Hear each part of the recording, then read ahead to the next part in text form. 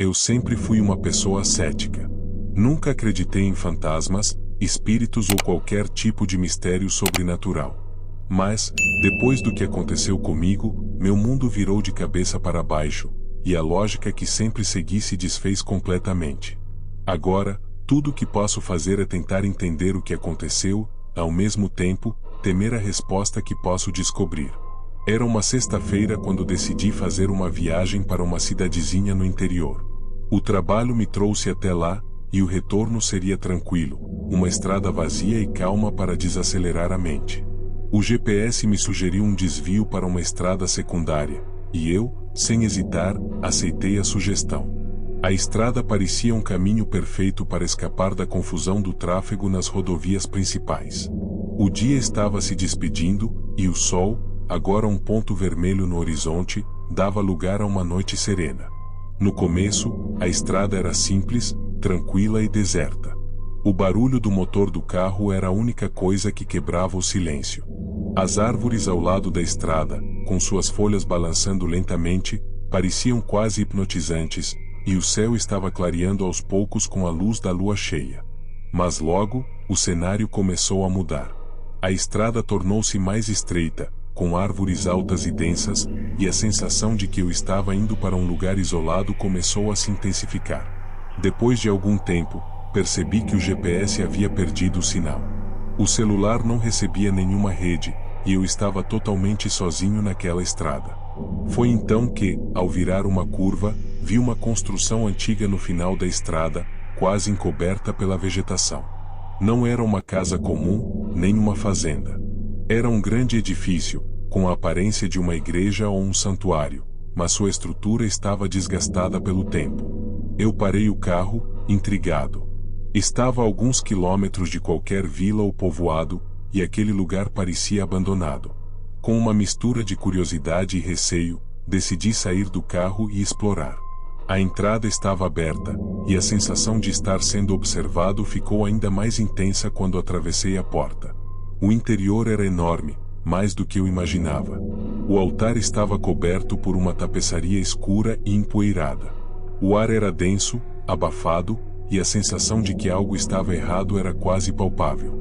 Não havia ninguém por ali, mas eu podia ouvir uma melodia suave, um cântico que parecia flutuar no ar, vindo de algum lugar distante dentro do santuário. As paredes eram adornadas com imagens antigas, mas desgastadas pelo tempo. Havia velas queimando, sua luz tremeluzente criando sombras dançantes nas paredes. O cheiro de cera derretida e mofo preenchia o ambiente. Mas o que mais me impressionou foi o silêncio absoluto, exceto pelo canto suave. Era como se o lugar estivesse esperando por mim, me chamando de alguma maneira. Caminhei mais fundo no santuário, e o ambiente se tornava cada vez mais estranho. À medida que me aproximava do altar, percebi que o chão estava coberto por uma substância viscosa, escura, que parecia se mover lentamente.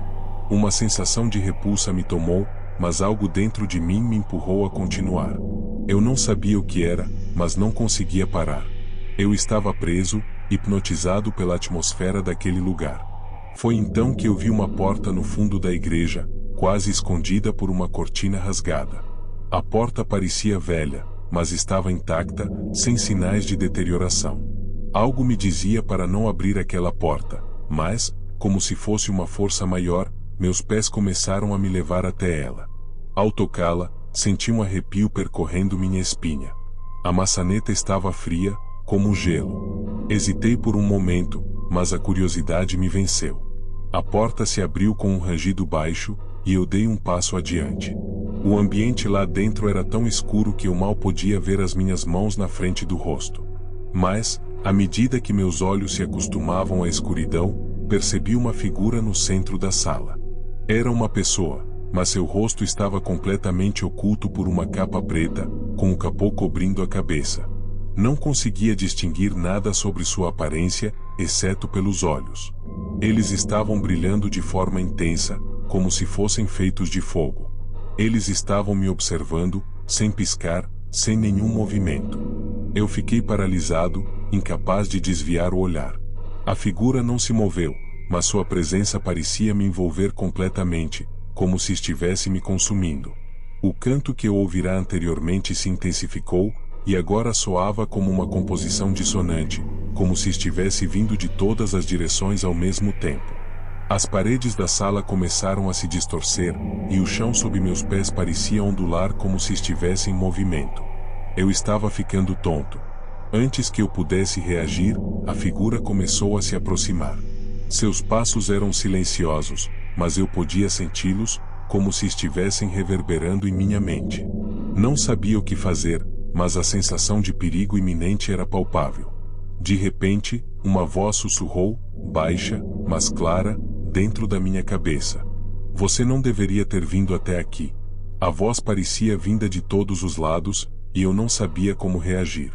A figura estava agora a poucos metros de mim, e seus olhos brilhavam cada vez mais intensamente. Eu tentei me mover, mas meus pés estavam grudados no chão. O medo me paralisava. Foi então que algo estranho aconteceu. Eu senti uma mão fria tocar meu ombro.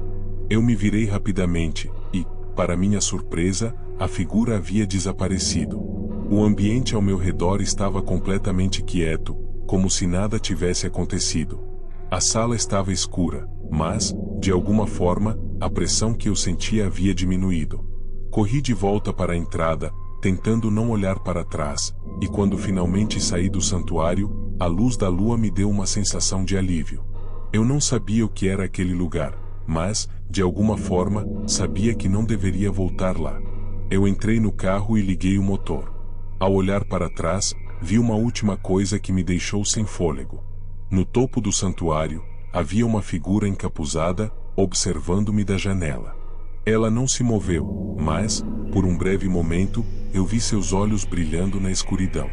Dirigi por horas, até chegar à cidade mais próxima. Quando finalmente encontrei um hotel, decidi passar a noite ali. Mas, ao tentar dormir, algo me incomodava. Eu estava sozinho no quarto, mas sentia uma presença, como se estivesse sendo vigiado. Olhei pela janela e, à distância, vi uma figura encapuzada, parada na beira da estrada. Ela não se movia, mas seus olhos estavam fixos em mim. Naquela noite, aprendi da maneira mais difícil que há lugares no mundo onde a lógica e a razão não têm poder. E, mais importante ainda, que às vezes, é melhor ignorar o que a curiosidade nos chama para descobrir. Pois, no fim, a verdade pode ser mais assustadora do que qualquer história de terror que se possa contar.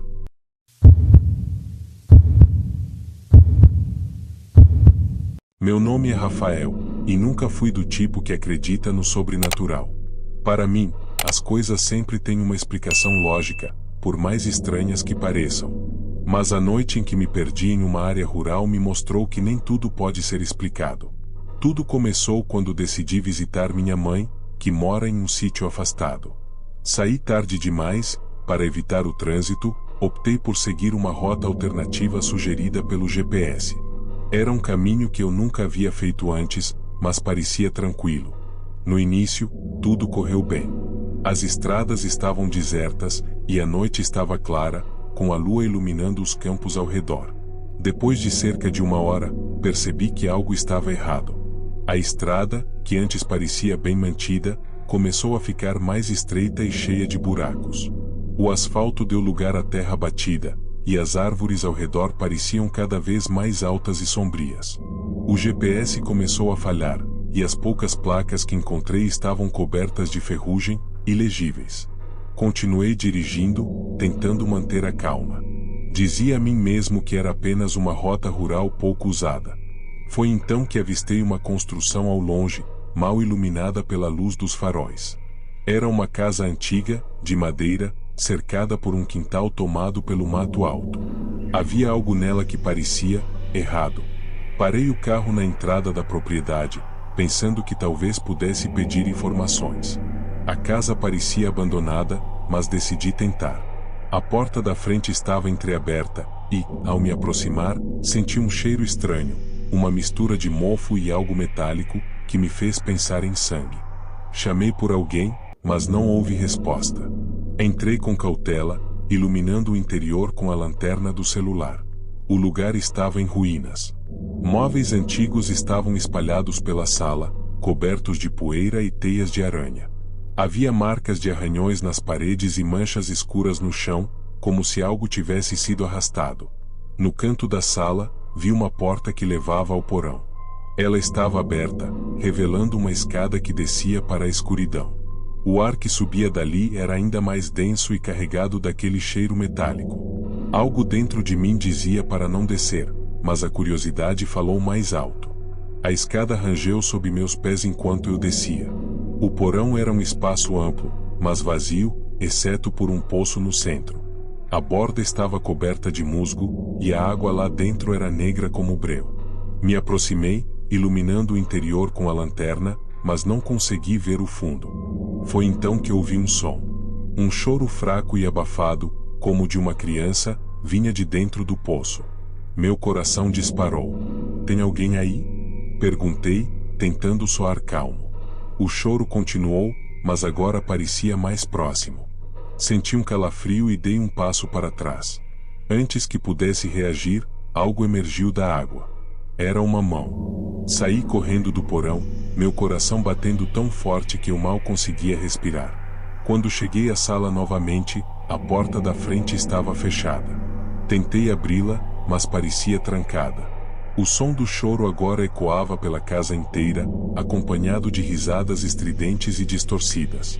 As luzes começaram a piscar, e eu ouvi passos pesados no andar de cima. Olhei em direção à escada e vi algo descendo lentamente. Não era humano. Era uma figura alta, com a pele encharcada e os olhos brilhando como faróis. Desesperado, procurei outra saída. Encontrei uma porta nos fundos da casa e a empurrei com toda a força. Ela cedeu, e eu corri para fora, tropeçando no mato alto. Atrás de mim, ouvi um rugido inumano. Corri pela estrada de terra, sem olhar para trás. A vegetação ao meu redor parecia se fechar, como se estivesse viva, tentando me impedir de escapar. Minhas pernas começaram a fraquejar, mas continuei correndo, até que vi luzes ao longe. Era um caminhão. Me joguei na frente dele, acenando desesperado. O motorista freou bruscamente e saiu para me ajudar. Ele parecia confuso e assustado ao ver meu estado. "O que aconteceu com você?" perguntou. Eu não conseguia falar. Apenas apontei para a direção de onde havia vindo. O homem olhou para a estrada atrás de mim e franziu a testa. "Não tem nada lá. Essa estrada termina em um campo abandonado." Insisti que ele estava errado, que havia uma casa e algo me perseguindo. Ele balançou a cabeça, hesitante, mas me deixou entrar na cabine do caminhão. Enquanto dirigíamos, olhei pelo retrovisor e vi algo parado no meio da estrada, longe demais para distinguir. Era uma sombra alta e imóvel, me observando enquanto o caminhão se afastava. Depois daquela noite, nunca mais fui o mesmo. Descobri, dias depois, que a área onde me perdi era conhecida por histórias antigas sobre desaparecimentos e eventos inexplicáveis. Falar sobre isso ainda me dá calafrios, mas o que mais me assombra é o detalhe que o motorista mencionou antes de me deixar em segurança. "Sabe, quando te vi pela primeira vez, parecia que tinha algo atrás de você. Algo alto, quase como uma sombra. Desde então, evito estradas desertas e casas abandonadas. Mas, às vezes, à noite, ainda sinto como se estivesse sendo observado."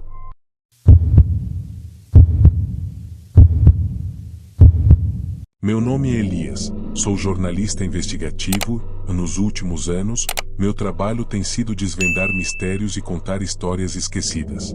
Sempre fui cético sobre o sobrenatural, acreditando que tudo pode ser explicado com lógica. No entanto, o que vivi naquela noite me fez questionar tudo. Tudo começou com um e-mail anônimo que chegou à minha caixa de entrada. O remetente não se identificava, mas a mensagem era intrigante. "Há uma casa na colina, uma história esquecida que precisa ser contada. Ninguém ousa falar sobre ela, mas você encontrará respostas lá. Uma dica: leia o diário." Anexado ao e-mail havia algumas fotos antigas de uma casa em ruínas, janelas quebradas, paredes descascadas e um quintal tomado por mato. As imagens mostravam detalhes estranhos, manchas escuras no chão e símbolos rabiscados nas paredes. Era o tipo de material que poderia render uma ótima matéria. Eu decidi investigar. Cheguei à cidadezinha no fim da tarde. Era um lugar pequeno, cercado por campos e florestas. Ao perguntar sobre a casa, percebi rapidamente que os moradores evitavam falar sobre ela. Eles desviavam o olhar, fingiam não ouvir ou apenas balançavam a cabeça. Um homem mais velho, sentado na varanda de uma mercearia, foi o único que respondeu. Aquela casa é um túmulo para quem entra. Muitos tentaram descobrir seus segredos, mas nenhum saiu ileso. Sorri, tentando aliviar o clima. Histórias como essa sempre têm um fundo de exagero, não é? O velho me lançou um olhar sério. Não estou exagerando. Seus olhos pareciam perdidos em lembranças. Ele me contou que, há décadas, uma família inteira desapareceu na casa. Antes disso, moradores da cidade haviam relatado eventos estranhos, vozes vindas de dentro da casa, mesmo quando estava vazia, e sombras que pareciam se mover sozinhas. Mesmo com esse aviso, segui meu plano. Cheguei à propriedade pouco antes do anoitecer. A casa ficava no alto de uma colina, cercada por árvores altas que lançavam sombras inquietantes. O lugar parecia absorver a luz do sol que desaparecia, deixando tudo ao redor mergulhado em escuridão precoce. A fachada estava em ruínas, com tábuas apodrecidas e janelas quebradas. A porta rangeu ao ser aberta, revelando um interior empoeirado e sombrio. Um cheiro forte de mofo, madeira velha e algo metálico, talvez ferrugem ou sangue seco, tomou conta do ambiente. Com minha câmera em mãos, comecei a explorar.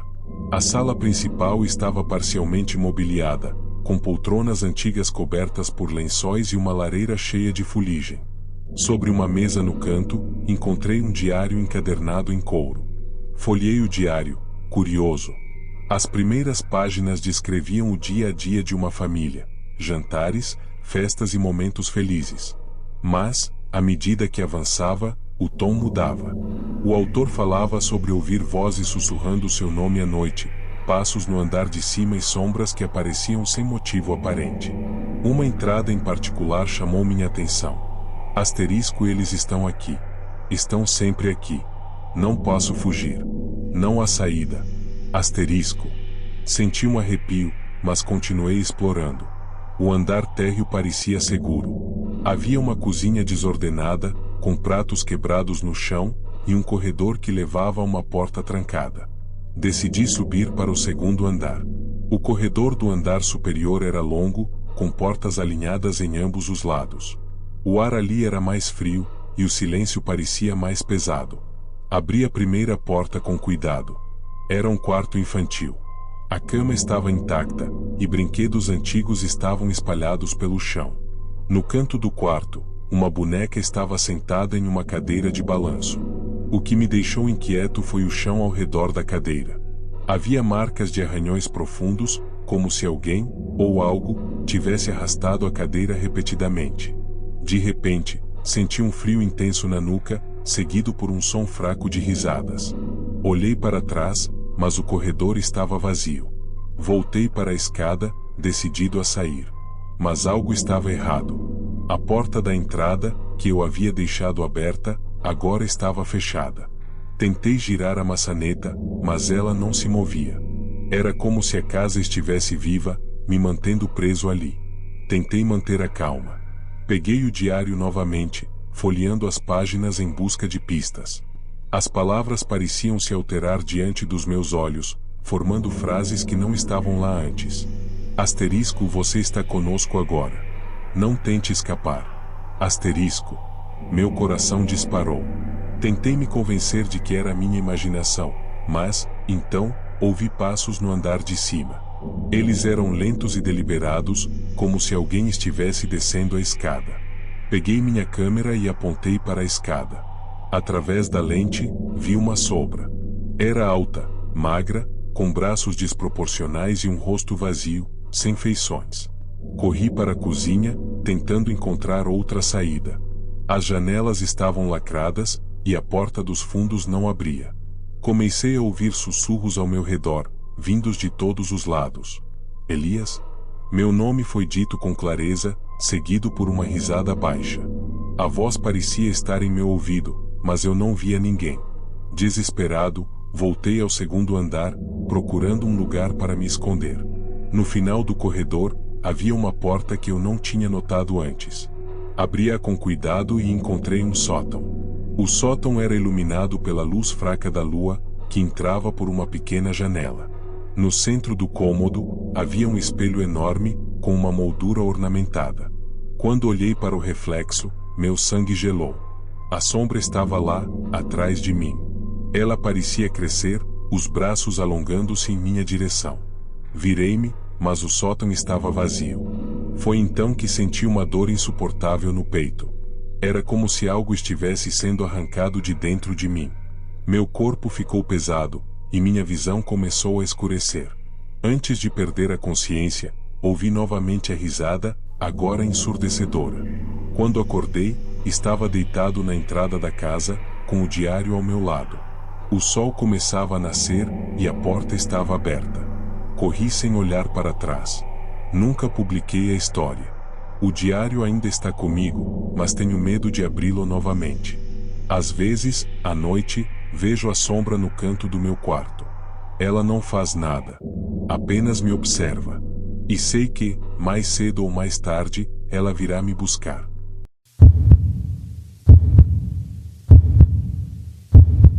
Boa noite, relatos de terror.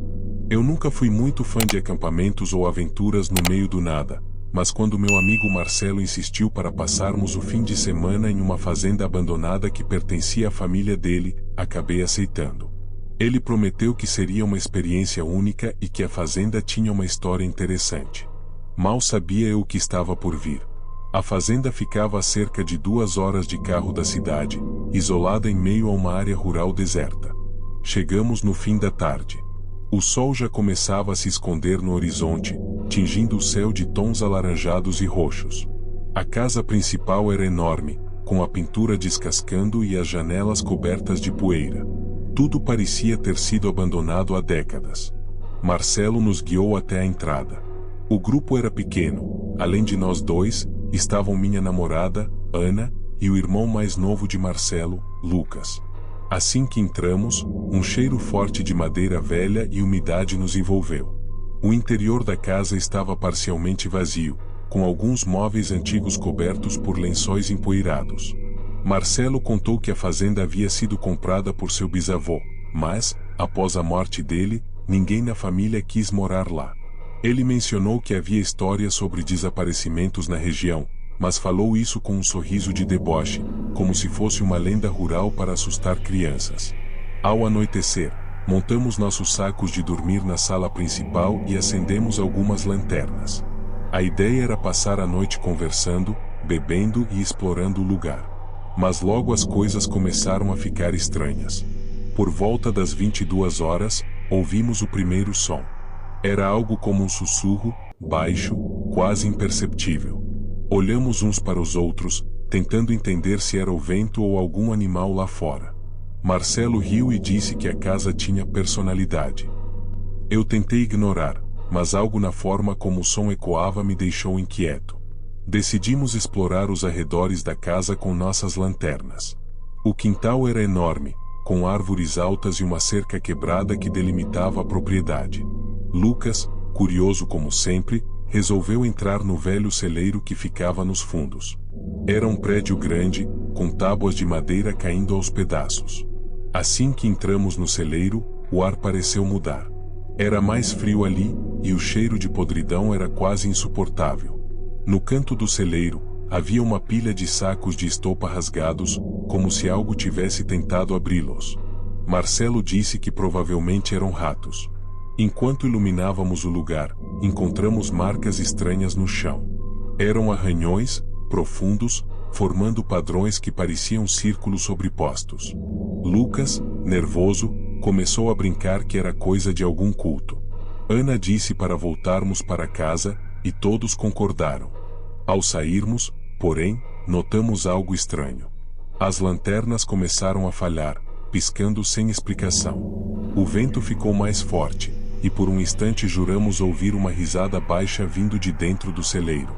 Olhamos para trás, mas não vimos ninguém. De volta à casa, o clima estava tenso. Tentamos fingir que estava tudo bem, mas o silêncio era incômodo. Ana estava pálida, e até Marcelo, que sempre fazia piadas, parecia inquieto. Foi então que ouvimos passos no andar de cima. Marcelo, tentando mostrar coragem, pegou uma lanterna e subiu para verificar. Eu fui com ele, enquanto Ana e Lucas ficaram na sala. O segundo andar estava ainda mais deteriorado, com tábuas rangendo sob nossos pés e o cheiro de mofo impregnando o ar. Enquanto caminhávamos pelo corredor, ouvimos algo arranhar a porta de um dos quartos. Marcelo abriu a porta lentamente, e o que vimos foi nada. O quarto estava vazio, exceto por uma velha cadeira de balanço no canto, que parecia ter sido movida recentemente. Quando voltamos para a sala, encontramos Ana e Lucas em completo estado de pânico. Eles disseram que as lanternas apagaram ao mesmo tempo e que ouviram alguém sussurrando seus nomes. A partir daí, tudo ficou pior. A casa parecia viva. As janelas batiam sozinhas, portas rangiam, e os sussurros ficaram mais claros, como se várias vozes falassem ao mesmo tempo. Ana começou a chorar, dizendo que queria ir embora, mas, ao tentarmos sair, descobrimos que a porta principal estava trancada. Forçamos a porta, gritamos e até tentamos quebrar as janelas, mas era como se a casa nos mantivesse presos. O vento lá fora se intensificava, e as risadas que ouvimos no celeiro agora estavam dentro da casa. Nos trancamos em um dos quartos no térreo, tentando pensar em um plano. Lucas, que até então estava calado, começou a falar em voz baixa, quase como se estivesse em transe. Ele dizia coisas que não faziam sentido, mencionando nomes e datas que ninguém conhecia. Marcelo tentou sacudi-lo, mas Lucas começou a rir. Era uma risada alta, desumana, que fez nossos cabelos se arrepiar. Ele olhou para nós com os olhos completamente escuros, sem pupilas, e disse: "Vocês não deveriam ter vindo." Foi quando tudo desmoronou. As luzes das lanternas apagaram, e o quarto foi tomado por um frio insuportável. Senti algo tocar meu ombro, mas, quando me virei, não havia ninguém.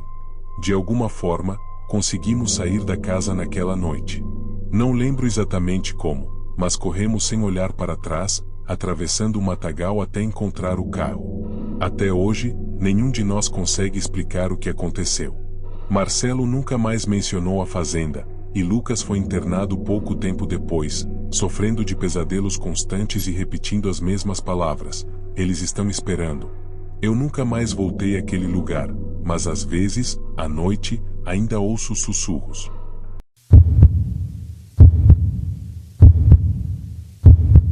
Boa noite a todos. Vou contar o meu relato, mas por segurança não vou dizer o meu nome.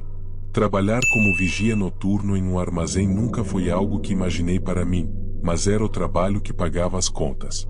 Isolado nos arredores da cidade, o armazém ficava em um terreno enorme, cercado por mato e outros galpões abandonados. O silêncio ali era quase absoluto, interrompido apenas pelo som do vento cortando as frestas das janelas ou o ocasional barulho de animais. Cheguei ao turno às 22 horas, como sempre. O estacionamento estava vazio, exceto pelo meu carro. O vento estava mais forte naquela noite, uivando entre as paredes de metal do galpão. Assim que entrei no armazém, senti um frio estranho que não vinha só da temperatura. Era como se o lugar tivesse ficado mais pesado, mais opressivo. A rotina era simples: fazer uma ronda inicial para verificar se todas as portas e janelas estavam fechadas, depois passar o resto da noite monitorando as câmeras e anotando qualquer atividade. Geralmente, era tranquilo. Eu lia ou assistia a algo no celular para passar o tempo.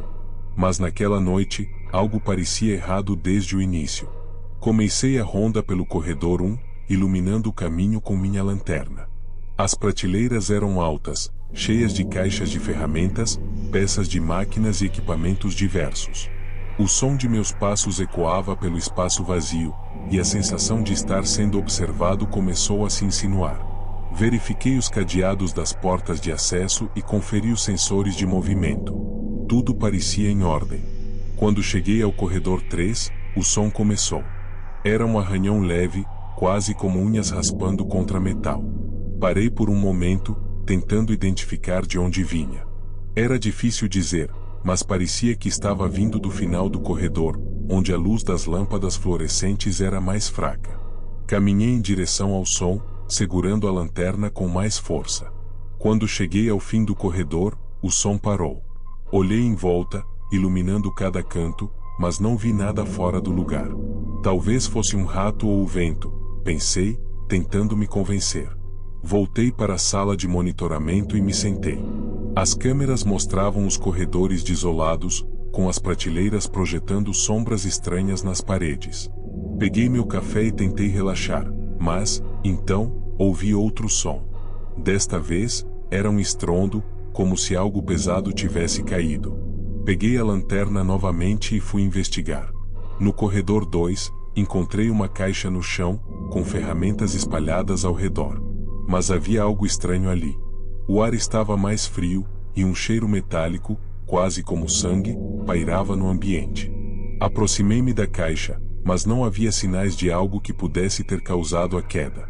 Olhei para cima, para as prateleiras, tentando entender como aquilo tinha acontecido. Quando voltei à sala de monitoramento, algo me chamou a atenção nas gravações. No corredor 3, a câmera havia captado um movimento. Revi o vídeo várias vezes, tentando entender o que era. No canto da tela, uma sombra se movia rapidamente, desaparecendo antes que eu pudesse distinguir o que era. Enquanto eu processava o que tinha visto, outro som ecoou pelo armazém. Dessa vez, era um passo. Lento, arrastado, vindo de algum lugar próximo. Meu coração começou a bater mais rápido. Voltei minha atenção para as câmeras, procurando por algo, qualquer coisa, mas todos os corredores estavam vazios. Foi então que vi. No monitor da câmera do corredor 3, uma figura apareceu. Era alta, magra, e estava parada, completamente imóvel, no meio do corredor. Tentei ajustar o zoom, mas a imagem ficou borrada.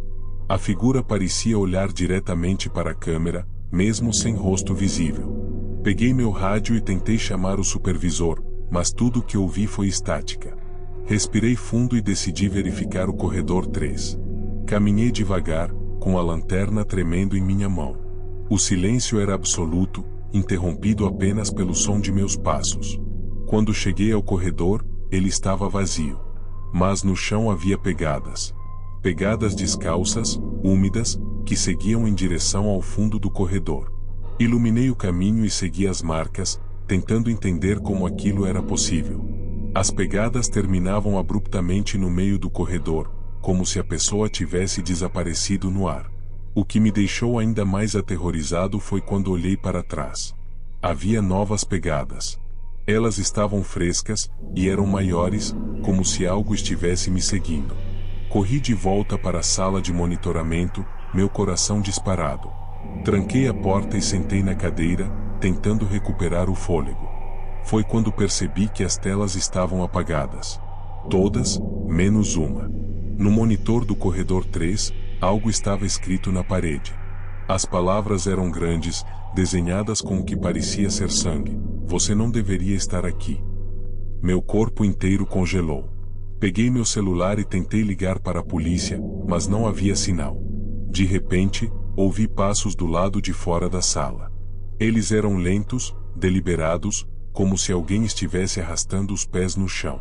A maçaneta começou a girar, e eu segurei o pedaço de ferro que tinha encontrado no chão. A tranca se mexia violentamente, como se alguém estivesse tentando forçar a entrada. Fechei os olhos e me preparei para o pior, mas, então, o som parou. O silêncio voltou, mas não tive coragem de sair.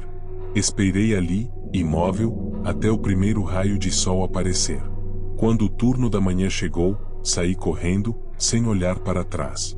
Contei ao gerente o que aconteceu, mas ele apenas riu e disse que o lugar sempre foi assim.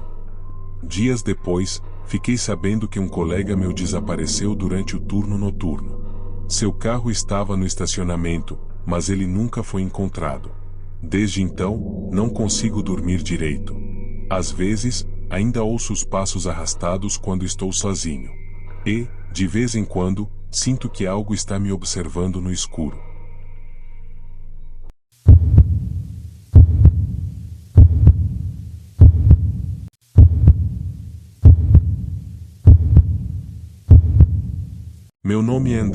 e eu trabalhei como coveiro em um cemitério do interior por mais de 10 anos.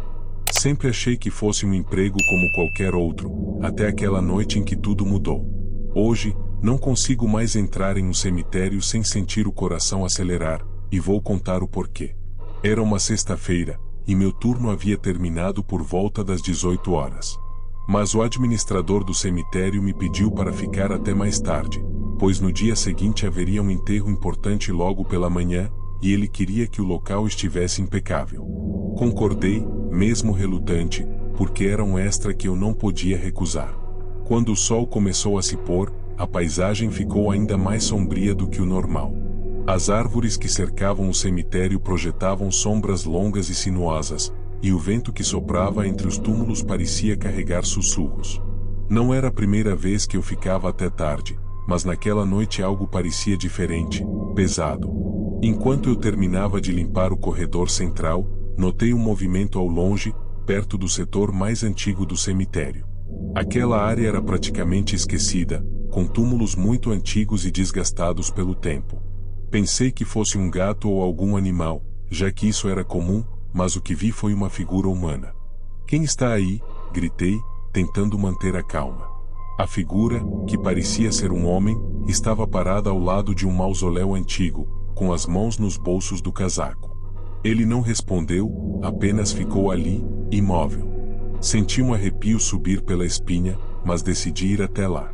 Talvez fosse um visitante perdido ou alguém tentando dormir ali, o que infelizmente já tinha acontecido antes. Quando me aproximei, ele começou a andar, lentamente, na direção oposta. "Ei, você não pode ficar aqui. O cemitério já está fechado." Minha voz ecoou no silêncio, mas ele continuou andando, ignorando completamente o que eu dizia. Acelerei o passo, tentando alcançá-lo, mas parecia que quanto mais eu andava, mais distante ele ficava. Algo na maneira como ele se movia era estranho, como se estivesse flutuando ou deslizando pelo chão. Quando finalmente cheguei perto do mausoléu, ele simplesmente desapareceu. Fiquei parado ali, confuso, tentando entender o que havia acontecido. A única coisa que restava era o som do vento e o bater de uma porta de ferro que parecia ter sido deixada entreaberta. Olhei em volta e vi que a porta do mausoléu estava aberta, algo que não deveria acontecer, já que todas as entradas eram sempre trancadas. Com a lanterna na mão, decidi investigar. Entrei no mausoléu, que estava completamente escuro e com um cheiro forte de umidade e mofo. Havia caixões antigos empilhados e algumas prateleiras vazias, mas nada que indicasse que alguém havia estado ali recentemente. De repente, ouvi um som atrás de mim, como o arrastar de algo pesado. Virei-me rapidamente, mas não vi nada. Deve ser minha cabeça pregando peças, pensei, tentando manter a calma. Porém, quando me virei para sair, a porta de ferro se fechou com um estrondo ensurdecedor. Meu coração disparou, e comecei a puxar a porta com toda a força que tinha, mas ela não se movia. O ar parecia mais pesado, quase impossível de respirar, e comecei a sentir uma claustrofobia que nunca havia experimentado antes. Foi então que ouvi passos lá dentro, vindos de trás dos caixões. "Quem está aí?" Minha voz tremia. Os passos pararam. Por um momento, tudo ficou em silêncio, e então ouvi um sussurro. Era baixo, quase inaudível, mas eu podia jurar que dizia: "Saia, não é seguro." Comecei a bater na porta, gritando por ajuda, mas sabia que era improvável que alguém me ouvisse àquela hora. Enquanto isso, o som dos passos voltou, agora circulando ao meu redor. A lanterna começou a falhar, piscando intermitentemente, e cada vez que a luz se apagava, eu tinha a sensação de que algo estava mais próximo de mim. Quando a lanterna finalmente voltou a funcionar, vi um homem parado a poucos metros de mim, com os olhos arregalados e um sorriso perturbador. Ele segurava uma pá nas mãos e começou a andar em minha direção. "Você não deveria estar aqui", ele disse, com uma voz rouca e firme. De repente, ele ergueu a pá e a bateu no chão com força, como se quisesse me intimidar. Desesperado, comecei a gritar ainda mais alto, e por sorte, um segurança que fazia a ronda ouviu meus gritos. Ele conseguiu abrir a porta com dificuldade, e quando olhei para trás, o homem havia desaparecido. Mais tarde, descobrimos que um escoveiro, demitido anos atrás por comportamento agressivo, tinha voltado para se esconder no cemitério. Ele usava os túmulos antigos e mausoléus abandonados como abrigo, mas ninguém sabia disso até então. Depois daquela noite, pedi transferência para outro trabalho. Mesmo sabendo que o que aconteceu foi causado por uma pessoa viva, a sensação de estar preso naquele mausoléu ainda me assombra. O cemitério, que antes era apenas um lugar de trabalho, tornou-se o cenário do pior pesadelo da minha vida.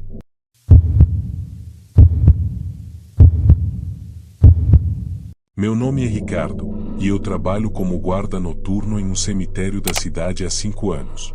Já vi muita coisa nesse tempo, mas nada que me preparasse para a noite que estou prestes a contar. Não era incomum eu ouvir histórias de colegas que deixavam o trabalho dizendo que sentiram presenças ou que coisas inexplicáveis aconteciam. Mas eu sempre fui cético. Para mim, cemitério era só terra, túmulos e um bando de histórias inventadas para assustar os outros. Naquela noite, o clima estava pesado. Não sei se era o vento frio ou as nuvens densas que cobriam o céu, mas eu me sentia desconfortável. Cheguei para o turno às 22 horas como de costume. A primeira coisa que fiz foi dar uma volta pelo perímetro, checando se os portões estavam fechados e tudo estava em ordem. Era um cemitério grande, com centenas de túmulos, mausoléus antigos e algumas áreas mais afastadas que raramente recebiam visitantes. Enquanto fazia a ronda, ouvi um som distante, como um leve estalo. Parei e fiquei em silêncio, tentando identificar de onde vinha. À primeira vista, não vi nada fora do comum. Continuei andando, pensando que fosse só algum galho se quebrando. Mas, minutos depois, ouvi passos. Não eram os meus. Eram pesados, ritmados, e ecoavam entre os túmulos. "Quem está aí?" gritei, apontando minha lanterna na direção do som. Nada. O silêncio voltou, mas agora o ar parecia mais denso, como se algo estivesse errado. Continuei minha ronda, tentando me convencer de que estava imaginando coisas. Por volta da meia-noite, voltei para a pequena guarita onde costumava ficar. Era um espaço apertado, com uma mesa, uma cadeira e alguns monitores de segurança. Sentei-me e comecei a observar as telas, mas um dos monitores piscava intermitentemente, como se tivesse algum problema técnico. Peguei o rádio e tentei entrar em contato com o supervisor para relatar o problema, mas o sinal estava ruim. Foi quando ouvi passos novamente, mas dessa vez estavam muito próximos da guarita. Levantei-me de um salto e peguei minha lanterna, pronto para confrontar quem quer que fosse. Saí e iluminei ao redor, mas não vi nada. Meu coração estava disparado, mas, antes que pudesse voltar para dentro, senti um golpe forte na cabeça e tudo ficou escuro. Quando recobrei a consciência, percebi que estava amarrado a uma cadeira dentro de um dos mausoléus do cemitério. Meu corpo estava rígido, minha cabeça latejava, e a única luz vinha de uma vela acesa no chão, projetando sombras assustadoras nas paredes de pedra. Olhei ao redor, tentando entender o que estava acontecendo, mas a única coisa que vi foi um homem parado perto da entrada. Ele usava roupas simples e um capuz que cobria parte do rosto. "Você acha que está seguro aqui, não é?" ele disse, com uma voz fria e calculada. "Mas ninguém está seguro." Tentei falar, mas percebi que minha boca estava amordaçada. O homem começou a andar em círculos ao meu redor, segurando uma faca que brilhava à luz da vela. "Eu os escuto," ele continuou, sem me olhar diretamente. "As vozes, eles me disseram para fazer isso." Meu coração parecia que ia sair do peito. Não era um invasor comum. Esse homem estava claramente perturbado, e eu sabia que precisava manter a calma para sobreviver.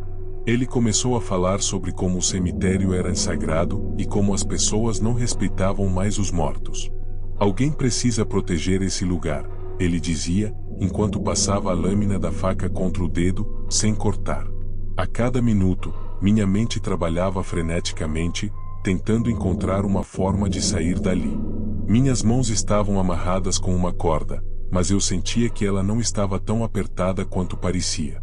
Continuei forçando os pulsos contra o nó, tentando afrouxar enquanto o homem continuava seu monólogo insano. Em um momento de distração dele, derrubei a cadeira de propósito, fazendo um barulho alto. Ele se aproximou rapidamente, mas isso me deu o tempo necessário para soltar uma das mãos. Quando ele se abaixou para me levantar, usei toda a força que tinha para empurrá-lo e sair correndo para fora do mausoléu. A escuridão lá fora era quase total, e o frio cortava minha pele, mas eu não podia parar. O som dos passos dele atrás de mim era apavorante, e a faca que ele carregava brilhava cada vez que a luz da lua escapava entre as nuvens. Corri pelos túmulos, tentando encontrar a saída, mas parecia que o cemitério havia se transformado em um labirinto. Finalmente, avistei o portão principal. Estava a poucos metros de distância quando senti algo cortar minha perna.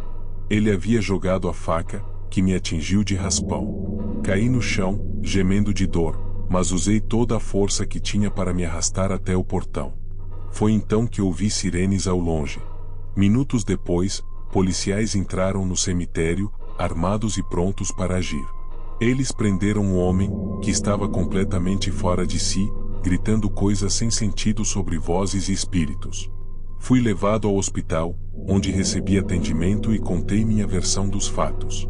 Mais tarde, descobri que o homem era um morador da cidade com histórico de esquizofrenia e que havia fugido de uma clínica psiquiátrica.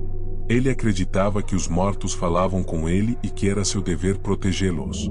Depois dessa noite, pedi afastamento do trabalho. Não consigo mais olhar para cemitérios sem sentir um calafrio subir pela espinha. O que mais me assusta não são os mortos, mas os vivos e o que a mente humana pode fazer quando é consumida pela loucura.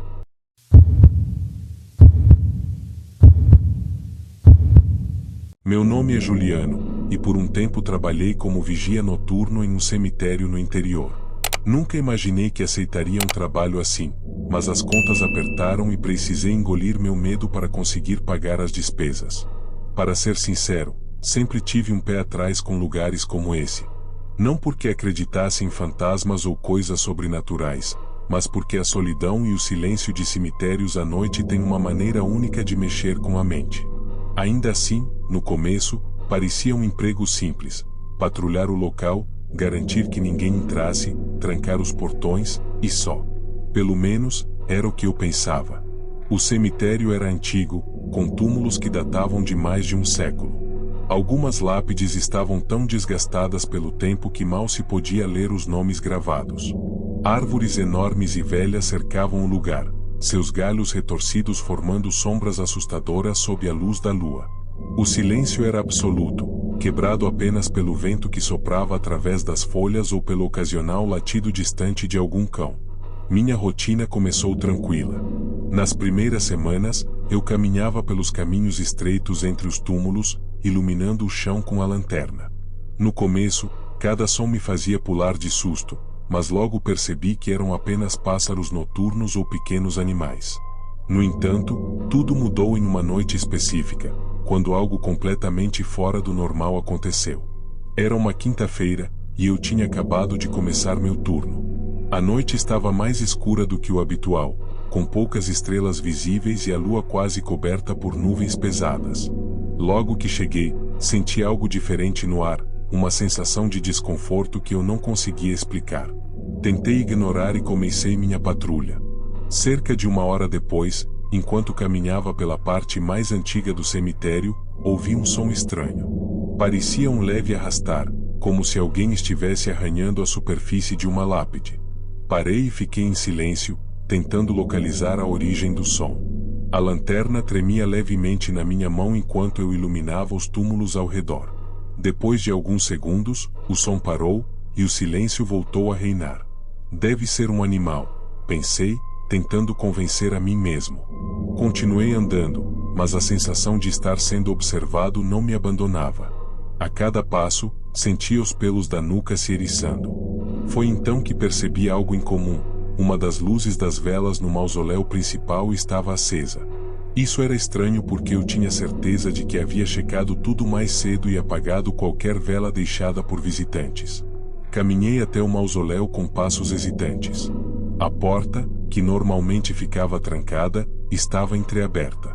Meu coração disparou, mas tentei me acalmar. Alguém pode ter invadido. É só um invasor, nada mais, pensei. Empurrei a porta devagar e iluminei o interior com minha lanterna. O espaço era pequeno, com nichos ao redor onde estavam os restos mortais de várias famílias importantes da cidade. No centro do mausoléu, havia um caixão antigo, coberto por uma camada espessa de poeira. No entanto, o que chamou minha atenção foi uma pequena pilha de terra fresca no chão, como se alguém tivesse mexido no lugar recentemente. Enquanto investigava, ouvi passos vindos do lado de fora, rápidos e irregulares. Saí correndo para tentar pegar o invasor, mas não vi ninguém. A única coisa que notei foi um leve movimento nas árvores próximas, como se alguém estivesse se escondendo por ali. "Quem está aí?" gritei, mas a única resposta foi o silêncio. Minha noite ficou ainda mais estranha quando ouvi um leve murmúrio vindo de uma área afastada do cemitério, onde os túmulos eram mais antigos e esquecidos. Segui o som, tentando localizar sua origem. Finalmente, avistei um homem agachado em frente a uma lápide, murmurando palavras incompreensíveis. Ele cavava freneticamente com as mãos, jogando terra para todos os lados. "Ei, o que você está fazendo?" perguntei, tentando soar firme. Ele parou de cavar, mas não levantou a cabeça. Aproximei-me lentamente, mantendo minha lanterna apontada para ele. Quando cheguei perto, ele se levantou de repente e me encarou. Seus olhos estavam arregalados, mas havia algo estranho neles, um vazio assustador, como se ele não estivesse completamente presente. "Ela me chamou", ele disse, em um tom baixo e arrastado. "Ela está aqui. Preciso tirá-la." Antes que eu pudesse responder, ele saiu correndo, desaparecendo entre os túmulos. Meu coração disparava, mas minha curiosidade falou mais alto. Decidi olhar o que ele estava cavando. Iluminei o buraco e vi um caixão velho e parcialmente exposto. O estranho era que ele estava vazio. Relatei o incidente à polícia, que chegou cerca de meia hora depois. Enquanto eles investigavam, descobrimos algo ainda mais perturbador. Aquele homem era um vizinho da rua de baixo, conhecido na região por ter esquizofrenia grave. Segundo relatos, ele tinha um histórico de alucinações e acreditava que ouvia vozes vindas do cemitério. Depois dessa noite, pedi demissão. Não consegui mais voltar ao trabalho, e até hoje sinto um arrepio ao passar perto de cemitérios. Não sei se tudo o que vi naquela noite foi real ou se minha mente estava pregando peças em mim. O que sei é que o vazio nos olhos daquele homem e o que encontrei naquele caixão são coisas que jamais esquecerei.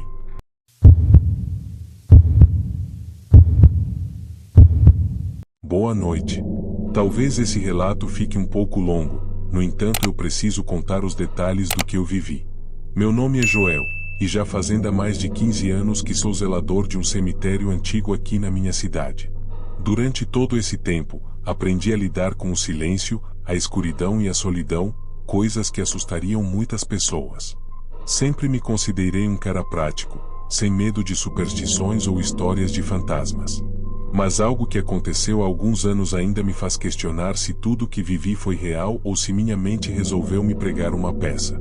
O cemitério onde trabalho é antigo, com túmulos de mais de 100 anos, cercado por árvores velhas que parecem sussurrar ao vento.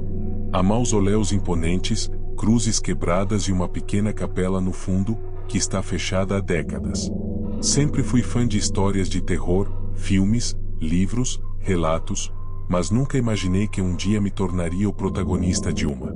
Era uma sexta-feira de outubro, uma daquelas noites em que o vento parece mais frio e o céu mais escuro. O expediente estava chegando ao fim, e eu fazia minha última ronda pelo cemitério. Sempre verifico se os portões estão trancados, se as velas nos túmulos foram apagadas e se não há sinais de vândalos.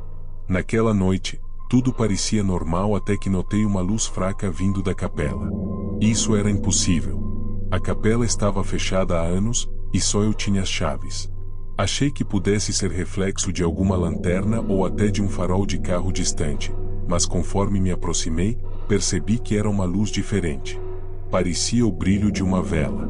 Senti um arrepio subir pela espinha, mas tentei me convencer de que era algum engraçadinho invadindo o lugar. Empurrei a porta da capela com força, e ela rangeu como se resistisse. Lá dentro, o cheiro de mofo e poeira era quase sufocante. No altar, uma vela estava acesa, e ao lado dela, havia uma fotografia antiga de uma mulher.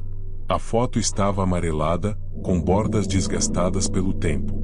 A mulher tinha uma expressão neutra, mas seus olhos pareciam me seguir. Tentei apagar a vela, mas a chama não se apagava de jeito nenhum, como se estivesse protegida por algo invisível.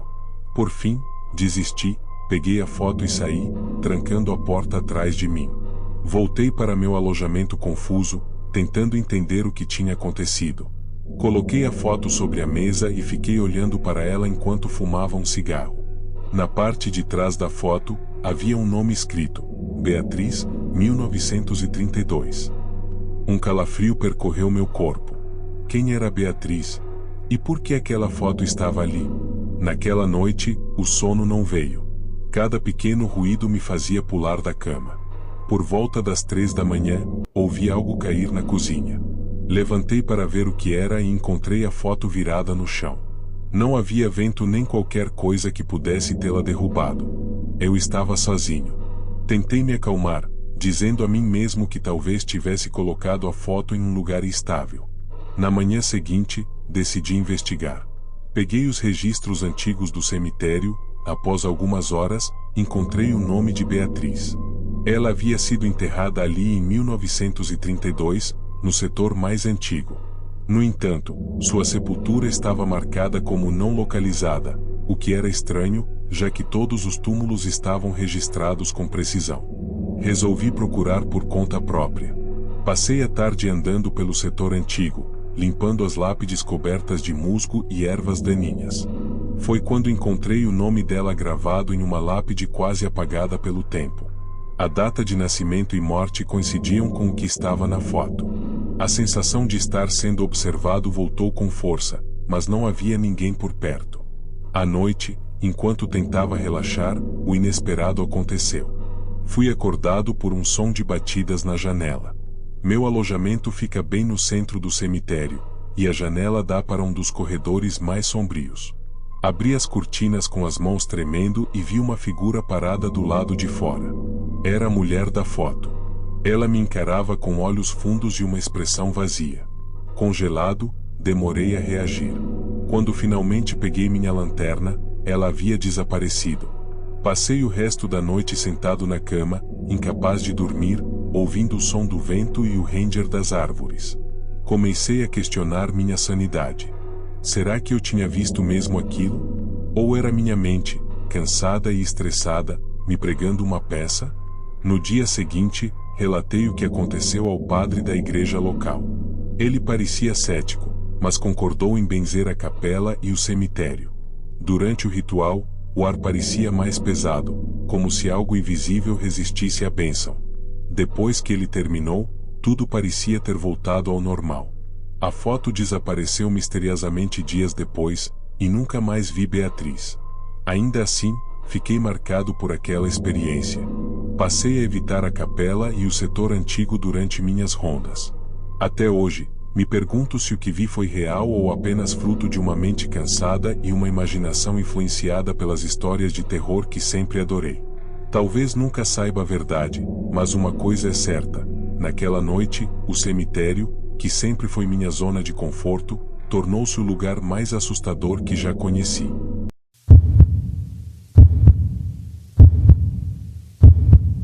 Meu nome é Lucas, e eu trabalhei como segurança noturno em um cemitério no interior de Minas Gerais por 5 longos anos. Sempre fui uma pessoa prática, nunca dei muita atenção a histórias de fantasmas ou coisas do tipo.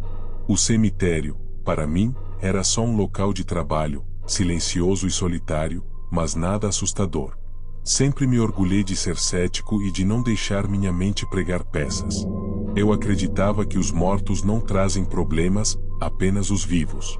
No entanto, houve uma noite que abalou completamente essa crença, e eu nunca mais consegui olhar para o cemitério da mesma forma. Era uma quarta-feira, no meio do inverno.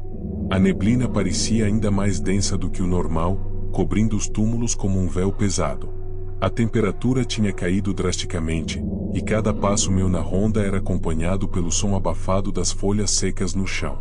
O vento soprava fraco, mas gelado, passando pelos galhos das árvores e criando uma melodia sombria que me deixava inquieto. Até aquele momento, a noite parecia apenas mais uma entre tantas outras. Mas quando passei pelo setor dos túmulos recentes, algo chamou minha atenção. A terra de uma sepultura estava remexida. Aproximei-me com cautela. A lápide dizia Geraldo Fernandes, de 1956 a 2023. Eu me lembrava daquele sepultamento. Geraldo era um homem solitário, sem família.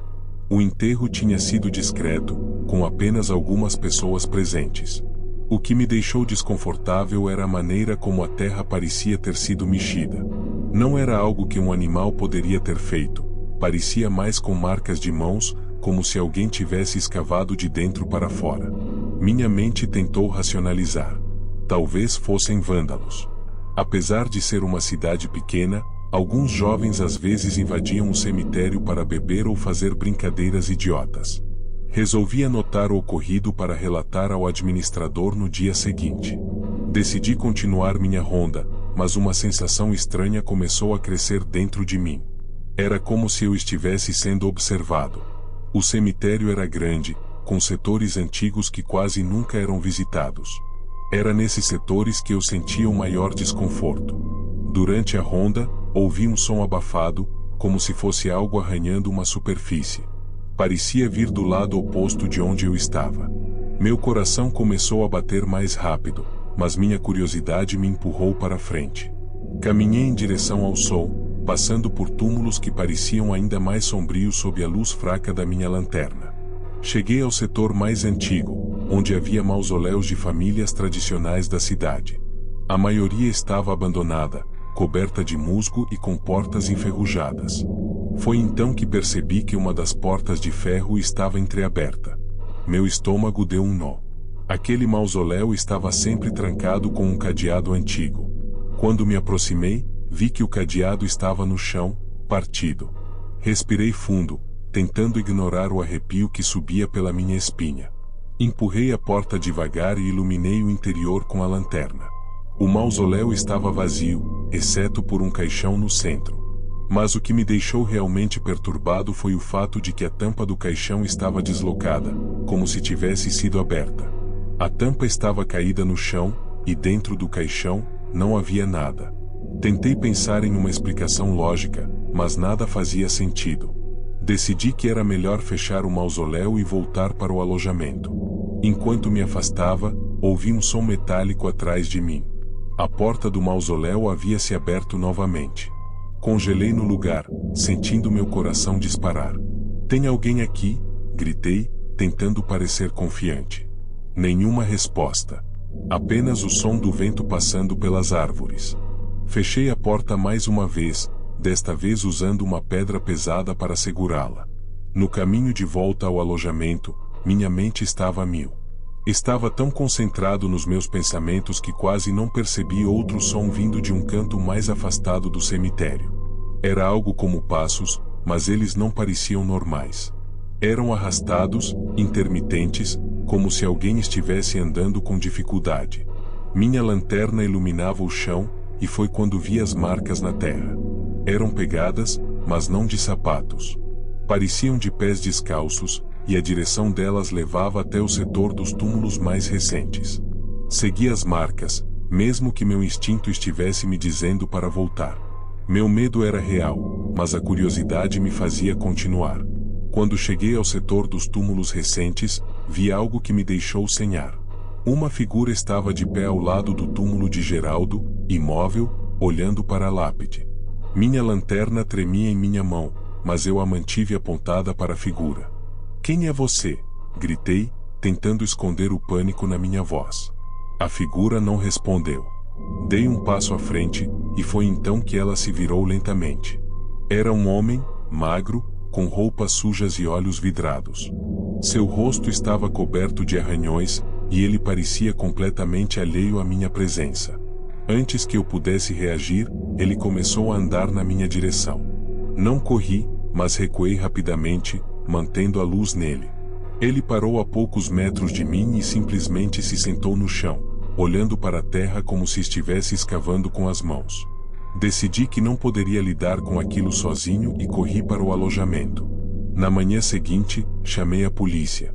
Eles investigaram e descobriram que o homem era um vizinho da rua de baixo, diagnosticado com esquizofrenia.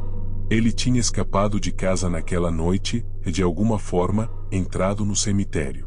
O túmulo de Geraldo, aparentemente, não tinha sido mexido por ele, mas sim por animais. Mesmo com essa explicação, eu nunca consegui apagar aquela noite da minha memória. A visão daquele homem no meio do cemitério, seu comportamento estranho e o silêncio opressivo que acompanhava tudo aquilo ainda me assombram. Desde então, nunca mais olhei para o cemitério da mesma forma. É um lugar que guarda mais segredos do que eu gostaria de saber.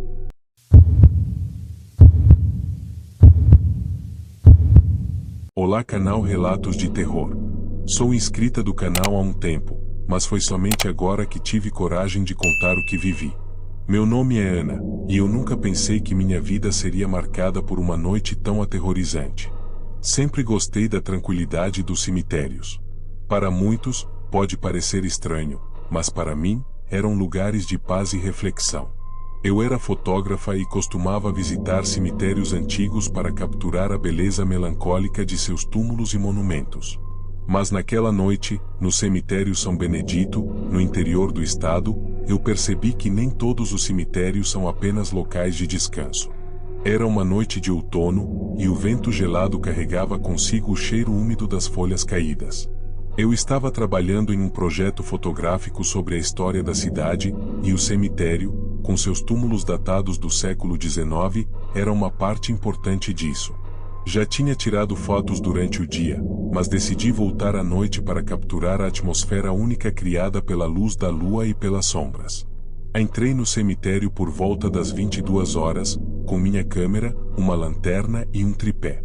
O local era grande, cercado por muros altos e cheio de árvores antigas cujos galhos projetavam sombras bizarras nos túmulos. Apesar de estar acostumada a ambientes como aquele, algo naquela noite parecia diferente. O silêncio era profundo demais, quase opressivo. Enquanto montava meu equipamento próximo a um mausoléu, ouvi um som distante. Parecia um sussurro, mas fraco, como se o vento estivesse trazendo palavras desconexas. Olhei em volta, mas não vi nada. Deve ser minha imaginação, pensei, tentando ignorar a pontada de desconforto que começava a crescer. Continuei fotografando, ajustando o foco para capturar os detalhes de uma estátua angelical. Depois de alguns minutos, ouvi novamente o som. Dessa vez, era mais claro e parecia vir de uma direção específica, mais ao fundo do cemitério. Era como um murmúrio contínuo, mas não consegui distinguir as palavras. Meu coração começou a bater mais rápido, mas a curiosidade falou mais alto. Peguei minha lanterna e segui na direção do som. O caminho me levou até uma área afastada, onde os túmulos eram mais simples, muitos deles sem nomes ou datas. A grama ali estava alta, indicando que aquela parte do cemitério era pouco visitada. Quando cheguei mais perto, o murmúrio parou de repente, e tudo ficou em um silêncio inquietante. Minha lanterna iluminou um túmulo aberto. A terra ao redor estava remexida, e a tampa de concreto havia sido movida para o lado. Me aproximei lentamente, sentindo um arrepio percorrer minha espinha. Quando a luz da lanterna alcançou o interior do túmulo, percebi que ele estava vazio. Minha mente buscava explicações racionais. Talvez fosse um túmulo antigo, já violado por algum animal ou vândalo. Mas algo dentro de mim dizia que não era tão simples assim. O cheiro ali era diferente, uma mistura de terra molhada e algo metálico, como sangue. Decidi voltar para onde estava meu equipamento, mas no caminho, comecei a ouvir passos. Eles eram lentos, mas pesados, como se alguém estivesse arrastando os pés. Olhei para trás, iluminando o caminho com a lanterna, mas não vi ninguém. Apressei o passo, tentando manter a calma, mas os passos pareciam cada vez mais próximos. Cheguei ao meu equipamento e comecei a guardá-lo apressadamente. Foi quando ouvi algo que me gelou até os ossos, uma risada. Não era alta, mas carregava um tom perturbador, quase infantil. Girei a lanterna novamente, mas não vi nada além de túmulos e sombras. "Quem está aí?" gritei, tentando soar confiante. Minha voz ecoou pelo cemitério, mas não houve resposta. De repente, senti uma brisa gelada passar por mim, mesmo que o vento tivesse cessado completamente minutos antes. Finalmente, com tudo guardado, comecei a caminhar em direção ao portão. O caminho parecia interminável, e o som dos passos continuava me seguindo. Quando finalmente avistei o portão, percebi que ele estava trancado. O segurança, provavelmente achando que não havia ninguém lá dentro, deve ter fechado mais cedo. Enquanto tentava pensar no que fazer, ouvi um som atrás de mim, como algo caindo. Virei-me rapidamente e vi que uma das estátuas perto de um túmulo havia se deslocado. Era impossível aquilo ter acontecido sozinho, a estátua era pesada demais. Foi nesse momento que o vi. Um homem, de roupas rasgadas e sujas, estava parado ao lado de um túmulo, com os olhos fixos em mim. Sua expressão era vazia, mas ao mesmo tempo carregada de algo que não consegui identificar. "O que você quer?" perguntei, tentando manter a calma, mas ele não respondeu. Em vez disso, começou a andar na minha direção, arrastando os pés e segurando algo em uma das mãos. Meu instinto foi correr, mas não tinha para onde ir. O portão estava trancado, e eu estava cercada por túmulos e muros altos. Subi em um dos túmulos mais altos, tentando ganhar algum tempo. O homem parou, olhando para mim com aquele olhar vazio, e começou a murmurar algo. As palavras eram desconexas, mas havia algo de profundamente perturbador na sua voz. Depois de alguns minutos que pareceram horas, ele se afastou lentamente, desaparecendo na escuridão. Meu coração estava disparado, e minhas mãos tremiam. Assim que percebi que ele havia ido embora, comecei a gritar por ajuda. Finalmente, o segurança voltou, ouvindo meus gritos, e destrancou o portão. Contei o que aconteceu, e no dia seguinte, a polícia foi chamada. Descobriram que o homem era um morador de rua com problemas mentais, que tinha se escondido no cemitério por dias. Ele havia desenterrado o túmulo em busca de algo para vender. Mesmo com essa explicação racional, não consegui apagar aquela noite da minha memória. O olhar daquele homem e a sensação de estar sendo observada no meio do cemitério ainda me assombram.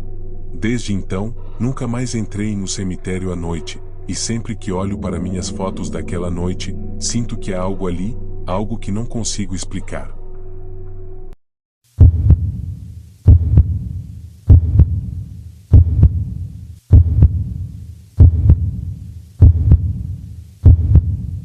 Meu nome é Elisa, sou enfermeira há 7 anos, e durante toda a minha carreira já atendi uma variedade de pacientes. Trabalhar no turno da noite em um hospital público é sempre imprevisível, mas a noite em que atendi Letícia, uma presidiária, foi algo que jamais consegui esquecer. Foi uma experiência que me marcou de uma forma profunda, até hoje, me assombra. Era uma noite fria de quarta-feira, e o hospital estava mais calmo do que o normal. A emergência estava tranquila e eu estava de plantão no setor, revisando alguns prontuários e acompanhando os pacientes quando os guardas entraram, trazendo uma mulher algemada entre eles. Ela usava o uniforme laranja dos detentos, o que já me alertou de imediato para a gravidade da situação. Letícia, como soube mais tarde, tinha uma longa ficha criminal, incluindo vários assassinatos e crimes violentos. Sua expressão não demonstrava nada. Era uma frieza absoluta, como se estivesse desconectada do que acontecia à sua volta. "Precisamos de atendimento médico para ela", disse um dos policiais, com pressa. Ela foi ferida com uma faca no braço durante uma briga na prisão. "Está perdendo muito sangue." Letícia estava pálida, suando, mas o que mais me incomodou foi o olhar dela. Não parecia sentir dor, não parecia se importar com o que estava acontecendo. Ela estava deitada na maca, e embora o ferimento fosse sério, ela não demonstrava nenhuma expressão de sofrimento. Apenas olhava para o teto, imóvel. Eu rapidamente organizei o atendimento.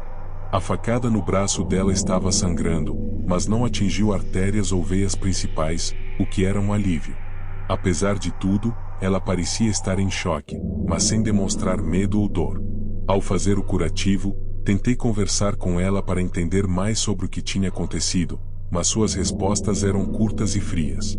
Ela parecia se afastar de tudo, como se estivesse em um estado de apatia total. Você está com dor? Perguntei, tentando obter mais informações. Ela não respondeu de imediato. Seus olhos estavam fixos em algum ponto distante, como se não estivesse ali. Finalmente, ela me olhou, com um sorriso irônico, disse: "Isso não é nada. Já vivi coisas piores." Eu ignorei o comentário e continuei com o atendimento. A essa altura, a situação já estava fora do meu controle. A quantidade de sangue que ela estava perdendo não era pequena, mas ela não parecia nem um pouco preocupada. Após curar o ferimento, encaminhei Letícia para a sala de observação, onde ficaria sob a vigilância dos policiais. Quando fui fazer minha ronda mais tarde, por volta das 2 horas da manhã, passei pelo quarto de Letícia. Ela estava deitada, mas seus olhos estavam abertos e fixos em mim. Fiquei incomodada com a sensação de estar sendo observada, como se ela estivesse esperando alguma coisa de mim. "Você está bem?" Perguntei, tentando quebrar o silêncio. Ela sorriu novamente, mas dessa vez, o sorriso parecia mais ameaçador. "Já passei por coisas piores do que você imagina. Mas não importa, você não vai entender." Sua resposta me deixou inquieta, e o sorriso dela me parecia cada vez mais perturbador. Decidi sair rapidamente e fui até a recepção para descansar um pouco, mas a sensação de que algo estava errado não me deixava. Na manhã seguinte, o comportamento de Letícia ficou ainda mais estranho. Ela não respondeu a nada que eu perguntava, apenas ficava olhando para os policiais com um sorriso malicioso, como se estivesse se divertindo com o medo que causava neles. A situação ficou ainda mais tensa quando ela começou a murmurar palavras desconexas sobre a prisão. Disse que não queria voltar para lá, que o Bloco 5 era um lugar de tortura, que ninguém saía de lá igual. Eu tentei ignorar aquilo, mas a tensão no ar era palpável. Os policiais estavam visivelmente desconfortáveis, e eles não paravam de olhar para ela, como se estivessem esperando que ela fosse fazer algo imprevisível. Por volta das 3 horas, o monitor cardíaco de Letícia começou a apitar. Corri até seu quarto e a encontrei agitada, se debatendo na cama, puxando as correntes das algemas que a prendiam. Seu rosto estava coberto de suor, e ela parecia estar em pânico. "O que está acontecendo?"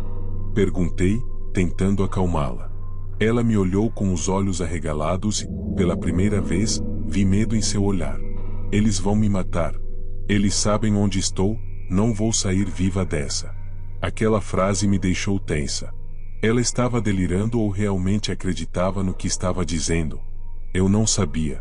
Sua condição parecia estar piorando, e eu sabia que precisávamos agir rápido para estabilizá-la. Conversei com os policiais, que confirmaram que Letícia tinha sido uma das prisioneiras mais perigosas que já haviam visto. Eles me contaram que ela era conhecida por sua frieza e por sua habilidade em manipular as pessoas ao seu redor. Não eram apenas os crimes violentos que a tornavam tão temida, mas também sua capacidade de quebrar a moral de qualquer um que se aproximasse dela. À medida que a noite se arrastava, a tensão aumentava. A atmosfera do hospital parecia pesada, como se algo estivesse prestes a acontecer. Eu me senti em um constante estado de alerta, sem saber o que esperar de Letícia, que cada vez mais parecia uma bomba prestes a explodir. Por volta das 5 horas da manhã, os policiais informaram que uma fuga havia ocorrido em um dos outros blocos da prisão. A notícia me deixou nervosa, mas o que mais me assustou foi o comportamento de Letícia após isso. Ela começou a murmurar sobre o Bloco 5 novamente, dizendo que as pessoas que lá estavam haviam sido deixadas para trás por causa dos seus próprios erros. Algo nela estava se transformando em algo mais sombrio e ameaçador. No final do meu turno, a situação de Letícia piorou. Ela foi transferida para a prisão, mas não sem antes deixar uma última impressão em todos nós. Os policiais me disseram que, enquanto estava sendo levada, ela olhou para mim uma última vez e disse: "Você vai entender o que eu estou dizendo, Elisa. Todo mundo vai entender, mais cedo ou mais tarde." Eu nunca soube o que ela quis dizer com aquelas palavras, mas sei que ela se referia a algo real. Algo que a prisionalidade e a violência tinham moldado dentro dela. Ela era um produto de um sistema que não oferece soluções, apenas mais violência e crueldade. Até hoje, quando passo pelo hospital, me lembro daquelas palavras e do olhar de Letícia. A sensação de estar sendo observada nunca me abandonou, e, embora a prisão tenha levado Letícia embora, parte dela parece ter ficado comigo. O que ela passou, o que ela viveu, ainda me atormenta, e talvez, no fundo, a pior parte de tudo isso seja saber que, por mais que eu tente, nunca conseguirei entender completamente o que se passa na mente de uma pessoa como ela.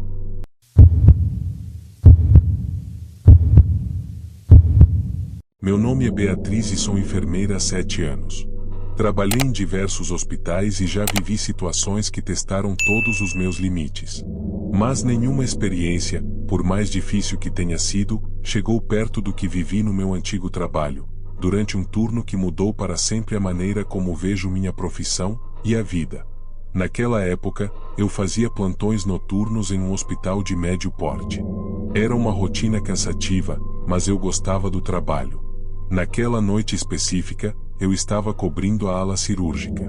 Tudo começou de forma tranquila, com pacientes estáveis e nenhum imprevisto grave. Até que, por volta das 22 horas, recebi a ficha de um paciente que havia sido transferido de outro hospital. O nome dele era Gabriel Figueira, 43 anos. Ele havia passado por uma cirurgia de apendicite há alguns dias, mas tinha desenvolvido uma infecção pós-operatória. Segundo o prontuário, estava clinicamente estável, mas precisava de observação. O quarto dele era o 19, no final do corredor, uma localização isolada, ideal para pacientes que precisavam de mais tranquilidade. Fui até o quarto para me apresentar. Quando entrei, encontrei Gabriel deitado, com os olhos fixos no teto. Ele era um homem robusto, mas parecia abatido, com olheiras profundas e a pele pálida. Boa noite, Sr. Gabriel. Sou Beatriz, sua enfermeira nesta noite. Como está se sentindo? Ele demorou alguns segundos para responder. Estou vivo. Por enquanto. A resposta me pegou de surpresa. Tentei puxar assunto para deixá-lo mais confortável, mas ele parecia pouco interessado. Revisei seus sinais vitais, conferi o acesso venoso e saí do quarto com a sensação de que havia algo de errado, não com a saúde dele, mas com sua expressão. Havia algo sombrio em seus olhos, algo que eu não conseguia explicar.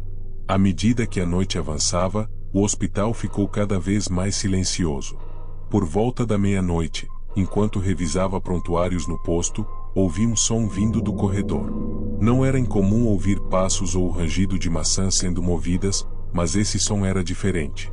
Era um som de algo metálico caindo. Levantei-me para investigar e encontrei um suporte de soro derrubado no chão, próximo ao quarto 19. Olhei para dentro do quarto e vi Gabriel sentado na cama, olhando para mim. Você ouviu isso? Ele perguntou. Assenti e perguntei se ele estava bem.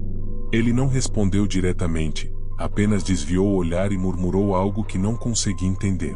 Resolvi não insistir e continuei minha ronda, mas aquela cena ficou na minha mente. Pouco depois das 2 da manhã, voltei ao quarto 19 para verificar Gabriel. Ele estava dormindo, mas seu sono parecia inquieto. Ele se mexia na cama, murmurando coisas incoerentes. Quando me aproximei, percebi que ele estava suando frio. Resolvi acordá-lo. Gabriel, está tudo bem? Ele abriu os olhos de repente e segurou meu braço com força. Não posso ficar aqui. Você precisa me tirar daqui.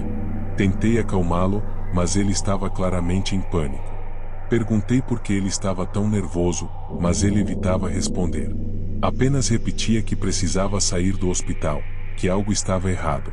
Decidi chamar o médico plantonista, mas antes que eu pudesse sair do quarto, Gabriel segurou meu pulso novamente.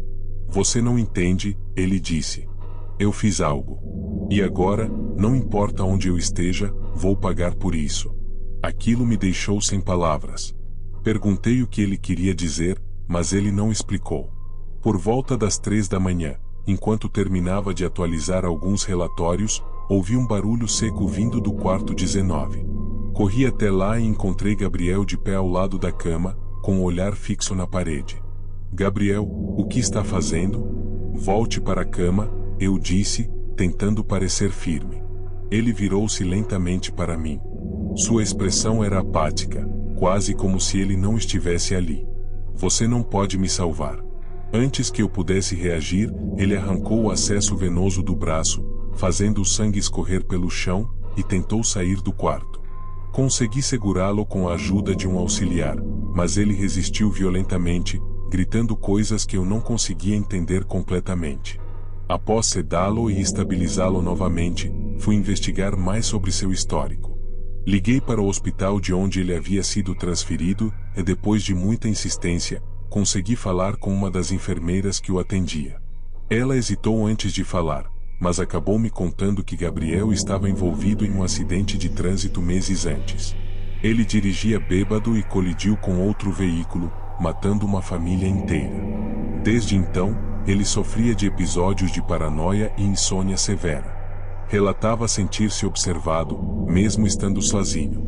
Ele acreditava que estava sendo punido pelo que havia feito, e frequentemente falava sobre pagar pelo preço de suas escolhas. Naquela noite, enquanto finalizava meu turno, não consegui tirar da cabeça o olhar vazio de Gabriel e suas palavras. Não era a primeira vez que eu atendia alguém atormentado pela culpa, mas o desespero dele era diferente, mais profundo. No dia seguinte, fui informada de que Gabriel havia fugido do hospital pela manhã e não foi encontrado até hoje. Desde então, me pergunto se ele encontrou a paz que tanto buscava, ou se continua vagando, tentando escapar de algo que está dentro dele mesmo.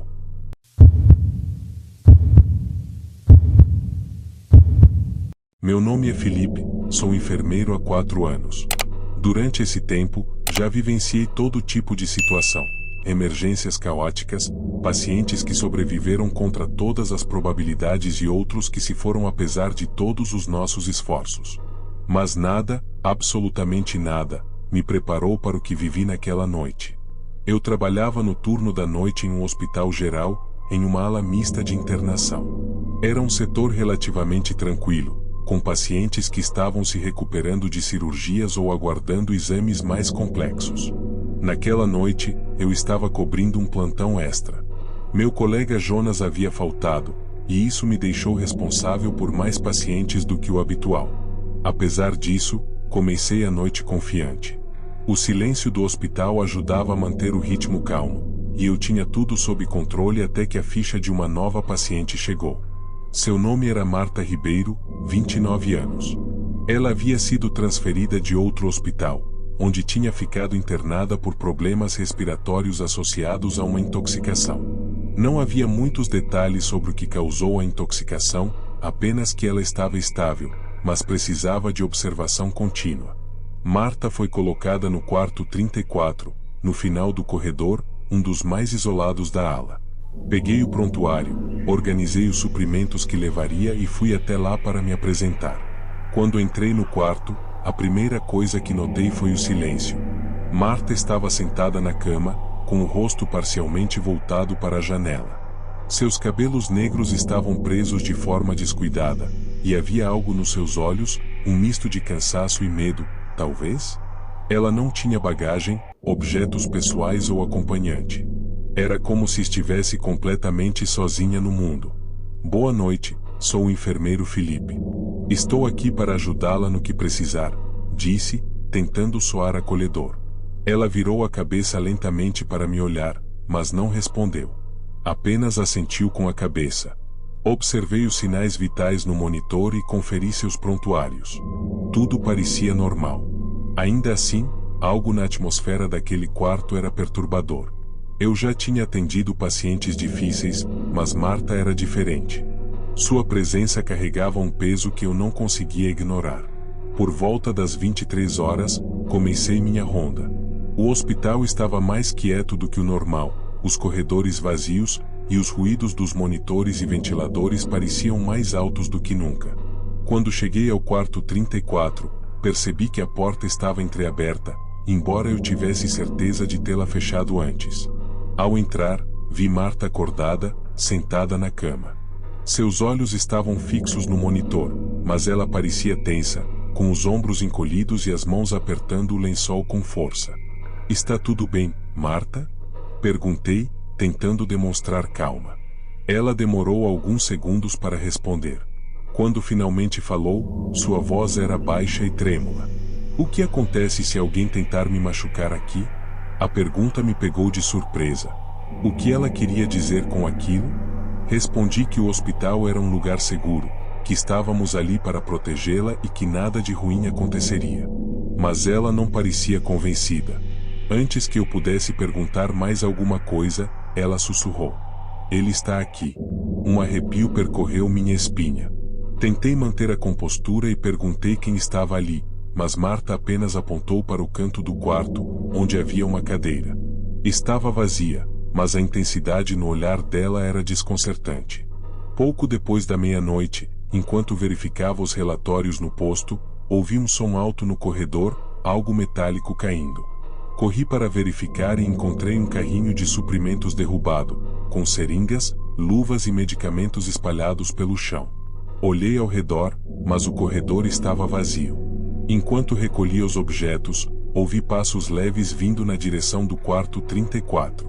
Levantei a cabeça rapidamente, mas novamente não vi ninguém. Voltei ao posto e tentei me concentrar nas minhas tarefas, mas a sensação de que algo estava errado não me abandonava. Minha intuição estava em alerta máximo, mas eu ainda não sabia o motivo. Às 3h40, um grito feminino ecoou pela ala. Era alto, desesperado. Corri em direção ao som, que parecia vir do quarto 34.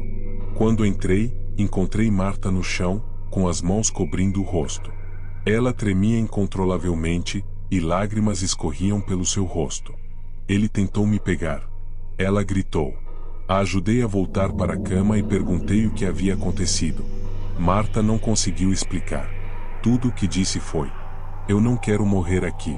Suas palavras me inquietaram profundamente. Revisei novamente seus sinais vitais e tentei confortá-la, mas ela continuava olhando para o canto do quarto como se esperasse algo, ou alguém. Decidi verificar mais informações sobre Marta no sistema do hospital. Encontrei a ficha de transferência do outro hospital e liguei para a unidade para obter mais detalhes. O que me contaram foi chocante. Marta não estava ali apenas por uma intoxicação. Ela havia sobrevivido a um ataque. Seu ex-namorado a mantivera presa em um quarto por 2 dias, tentando envenená-la com produtos químicos. Quando os vizinhos finalmente ouviram os gritos e chamaram a polícia, ele havia fugido. Ao ouvir isso, tudo fez sentido. A paranoia, o medo constante, a desconfiança de que alguém pudesse machucá-la, Marta estava traumatizada. A informação me deu mais empatia por ela, mas também aumentou minha preocupação. E se ele realmente tentasse algo? Por volta das 5h, decidi fazer mais uma ronda antes de encerrar meu turno. Quando cheguei ao quarto 34, a porta estava aberta. Lá dentro, a cama de Marta estava vazia. Meu coração disparou. Procurei por ela em todos os corredores próximos, mas não havia sinal de Marta. Quando voltei ao quarto, notei algo que não estava lá antes: uma marca de mão na cabeceira da cama, feita com sangue. Avisei a segurança do hospital, e uma busca foi iniciada. Pouco depois, encontraram Marta no estacionamento, escondida atrás de um carro. Ela estava em estado de choque, segurando uma pequena lâmina que provavelmente havia pegado em um dos carrinhos de suprimentos. Enquanto a levavam de volta ao quarto, Marta sussurrou para mim: "Ele está vindo." Eu sei que está. Ela foi transferida para outra unidade naquela manhã, para receber atendimento psiquiátrico. Descobri mais tarde que o ex-namorado havia sido preso, mas não consegui tirar da cabeça a sensação de que, de alguma forma, ela sabia que ele ainda era uma ameaça. Desde então, nunca mais passei uma noite de plantão sem olhar por cima do ombro. Aquele plantão me mostrou que o terror real não está nas histórias que contamos, mas nas cicatrizes que as pessoas carregam e na imprevisibilidade do que a mente humana é capaz de fazer, tanto para proteger quanto para destruir.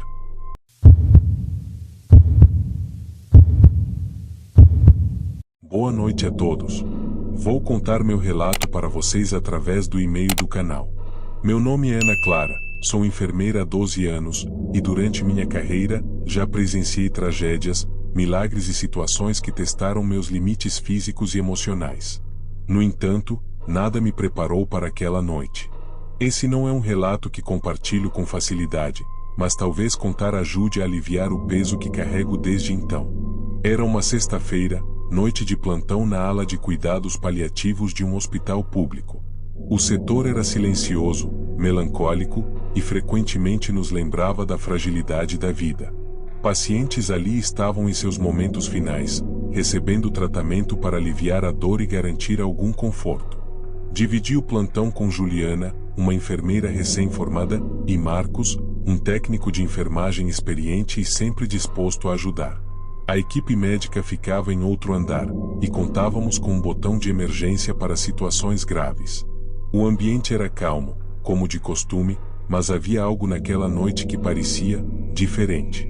Por volta das 20 horas, recepcionamos um novo paciente, Sr. Otávio, 45 anos, diagnosticado com um câncer terminal no pulmão. Ele era um homem magro, pálido e extremamente silencioso. Não pediu nada, nem fez perguntas. Apenas assentiu quando o colocamos no quarto 210, próximo ao final do corredor. Seu olhar era vazio, mas profundamente inquietante. Após acomodá-lo, Juliana comentou: "Ele me dá arrepios. É o jeito dele ou só impressão minha?" Concordei, mas tentei não pensar muito nisso. Todos os pacientes ali estavam fragilizados, e era comum que a doença os tornasse introspectivos. Pouco depois das 21 horas, o botão de chamada do quarto 210 tocou. Era o Sr. Otávio. Fui até lá. Ele estava sentado na cama, com os olhos fixos na janela. Perguntei se precisava de algo, mas ele respondeu de forma vaga: "Só queria ter certeza de que vocês estão atentos." Achei a resposta estranha, mas não quis pressioná-lo. Antes de sair, ele disse algo que me deixou desconfortável: "Tem gente aqui que não deveria estar." Parei na porta, surpresa com o comentário. Olhei para ele, mas seu rosto continuava impassível. Voltei ao posto de enfermagem e comentei o ocorrido com Marcos. "É normal, Ana. Ele está lidando com muita coisa." Essas frases estranhas são a maneira dele de tentar chamar atenção ou lidar com o sofrimento, disse ele, tentando me tranquilizar.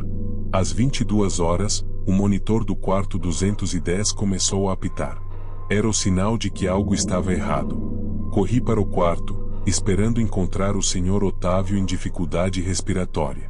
Para minha surpresa, ele estava deitado tranquilamente. O monitor indicava uma queda brusca na saturação de oxigênio, mas ao verificar seus sinais vitais manualmente, tudo estava normal. Verifiquei os cabos e os reposicionei. O monitor parou de apitar. Assim que saí do quarto, porém, o som voltou. Fui novamente até ele, que me encarou com um leve sorriso nos lábios. "Está tudo bem?" perguntei. Ele apenas respondeu: "Você sabe que não." Mais uma vez, saí desconfortável. Era como se ele estivesse brincando comigo. Por volta das 23 horas, enquanto eu revisava prontuários no posto, ouvi um barulho metálico vindo do corredor. Juliana e eu fomos verificar e encontramos uma maca caída no chão. Não havia ninguém por perto, e as rodas estavam intactas. O que a fez tombar? Não sabíamos. Marcos apareceu logo depois e ajudou a recolocar a maca no lugar. "Deve ter sido alguém que passou correndo", ele sugeriu, embora ninguém tivesse visto ou ouvido mais nada além do impacto. Pouco depois, o botão de emergência do quarto 207, onde estava a Dona Lúcia, disparou. Era uma paciente idosa, em fase terminal, mas mentalmente lúcida. Quando entrei, ela parecia agitada, gesticulando de forma errática. "Ele está aqui", disse ela, com os olhos arregalados.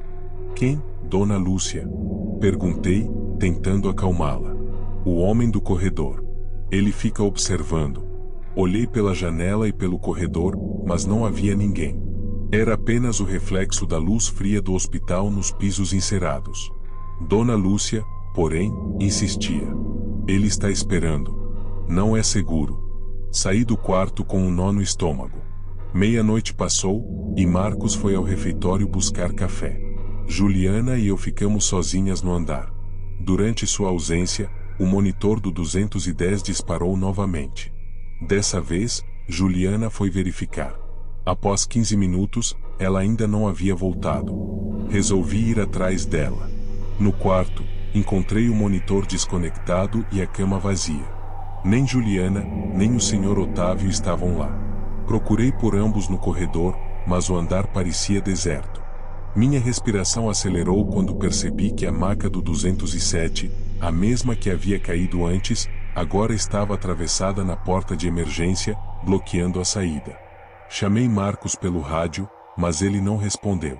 O telefone do posto também não funcionava. Parecia que estávamos completamente isolados. Por volta das 2 horas, encontrei Juliana no depósito de suprimentos, sentada no chão, com os olhos cheios de lágrimas. Ela tremia incontrolavelmente. Ele estava lá. Ele falou comigo, mas eu não consegui entender. Ele disse que era um teste. Quem? O Sr. Otávio? Ela apenas assentiu, mas não disse mais nada. Peguei sua mão e a levei de volta ao posto. Marcos ainda estava desaparecido. Enquanto cuidava de Juliana, ouvi passos no corredor. Peguei a lanterna e fui verificar. No fim do corredor, vi o Sr. Otávio caminhando lentamente. Sr. Otávio, volte para o quarto. Gritei, mas ele continuou andando, ignorando-me completamente. Seguiu até o quarto 207, onde a porta estava aberta. Quando entrei, a cama de Dona Lúcia estava vazia. Sobre o travesseiro, havia uma seriga. Meu coração disparou. Algo estava errado.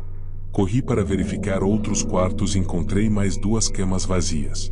3 pacientes haviam sumido, e eu não tinha ideia de como. Às 5 horas da manhã, a polícia foi chamada. Descobrimos que Sr. Otávio era um paciente transferido de um hospital psiquiátrico. Ele havia sido internado lá após ser acusado de envenenar 4 pessoas.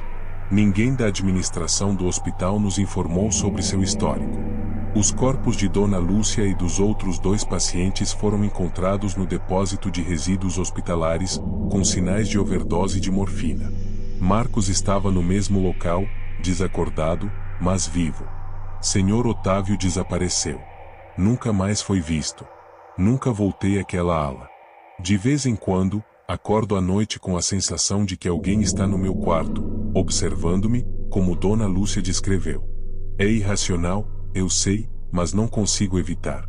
Naquela noite, o hospital não só perdeu vidas, ele também destruiu a minha paz para sempre.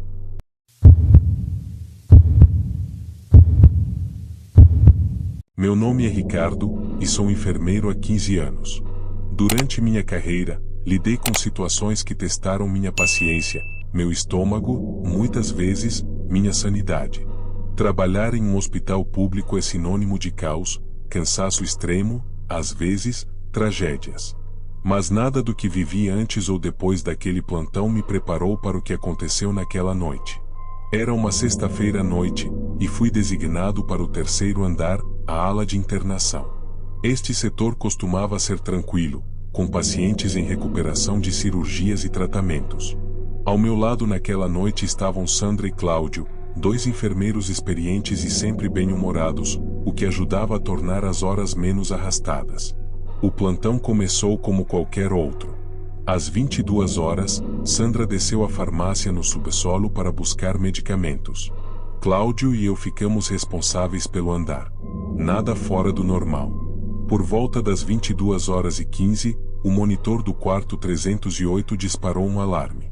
Levantei-me imediatamente e fui verificar. O quarto 308 abrigava o Sr. Raul, um homem de 72 anos, internado após uma cirurgia cardíaca. Ele era quieto, o tipo de paciente que você quase não percebe no turno. Quando cheguei ao quarto, ele estava deitado, dormindo profundamente.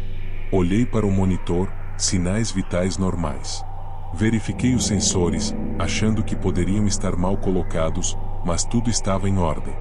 Deve ser um problema técnico, pensei. Ajustei o monitor e voltei ao posto de enfermagem. 10 minutos depois, o mesmo alarme soou. Desta vez, acompanhado pelos alarmes dos quartos 312 e 315. Cláudio e eu nos dividimos para checar os pacientes. No 308, novamente tudo parecia normal. O Sr. Raul continuava dormindo, mas desta vez notei algo estranho.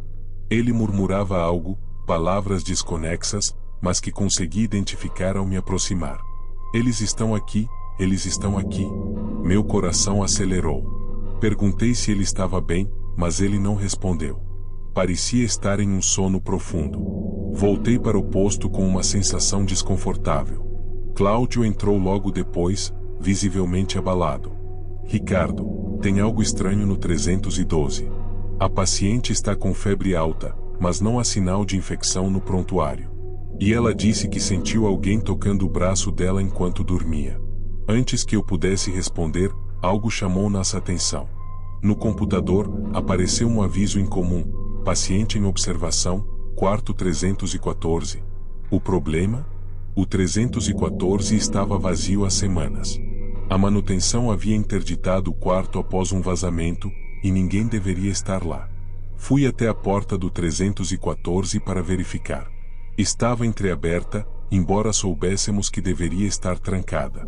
Cláudio insistiu que devíamos deixar para lá, mas minha curiosidade, ou talvez minha responsabilidade como enfermeiro, me levou a abrir a porta. O quarto estava escuro e gelado, bem mais frio do que os outros. No centro, havia uma maca desarrumada, com o lençol jogado de lado, como se alguém tivesse acabado de se levantar. O ar estava carregado, denso. Enquanto analisava o ambiente, ouvi um som atrás de mim.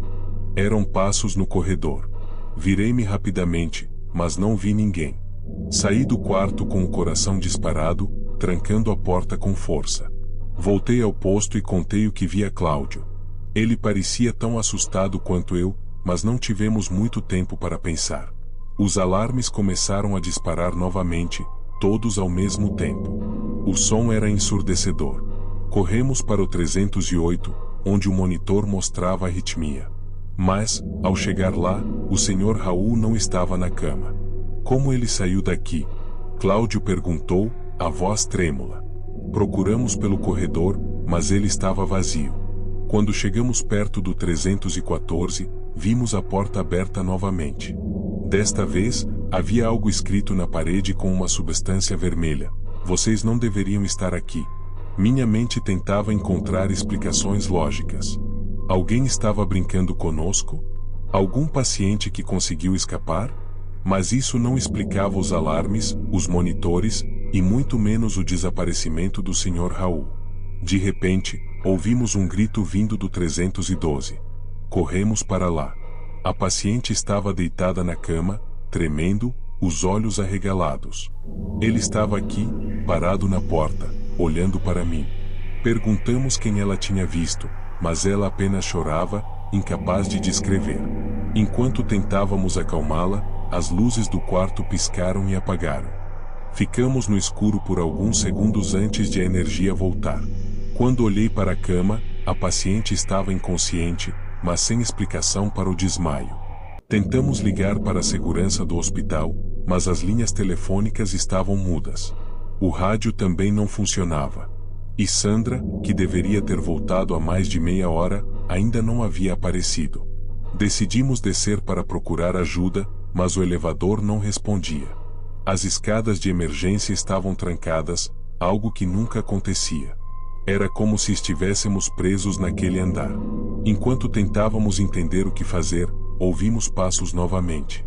Lentamente, eles se aproximavam do posto de enfermagem. Desta vez, eram mais fortes, mais nítidos. Quando olhamos para o corredor, vimos uma sombra no fim, alta e imóvel. Não conseguíamos distinguir o que era. Vamos sair daqui, agora! Cláudio gritou. Pegamos nossas coisas e corremos para o elevador de serviço. Enquanto pressionávamos o botão repetidamente, os passos ecoavam cada vez mais perto. Quando a porta finalmente abriu, entramos e apertamos o botão para o térreo. O elevador desceu alguns andares antes de parar abruptamente. As luzes piscaram, e a porta abriu no subsolo. O corredor da farmácia estava vazio, mas havia algo no chão, os óculos de Sandra. Cláudio me olhou, apavorado. Ela deve estar por aqui, vamos procurá-la. Caminhamos pelo corredor, iluminado apenas por nossas lanternas. Chamamos por Sandra, mas não houve resposta. O ar estava cada vez mais pesado, e o som dos nossos passos parecia amplificado pelo silêncio absoluto. Quando chegamos ao fim do corredor, vimos uma maca coberta com um lençol. Algo embaixo se mexia levemente. Lentamente, puxei o lençol, e o que vi me fez recuar. Era o corpo do Sr. Raul, com os olhos abertos, fixos em mim, como se quisesse dizer algo. Cláudio começou a gritar, mas antes que pudéssemos sair, as luzes apagaram completamente. Ficamos no escuro, ouvindo apenas o som de passos ao nosso redor. Nunca conseguimos explicar o que aconteceu naquela noite. Saímos do hospital de manhã, quando a energia voltou e as portas foram destrancadas, mas Sandra nunca foi encontrada. Nunca mais voltei a trabalhar naquele lugar. E, até hoje, sinto que algo me observa, esperando que eu volte.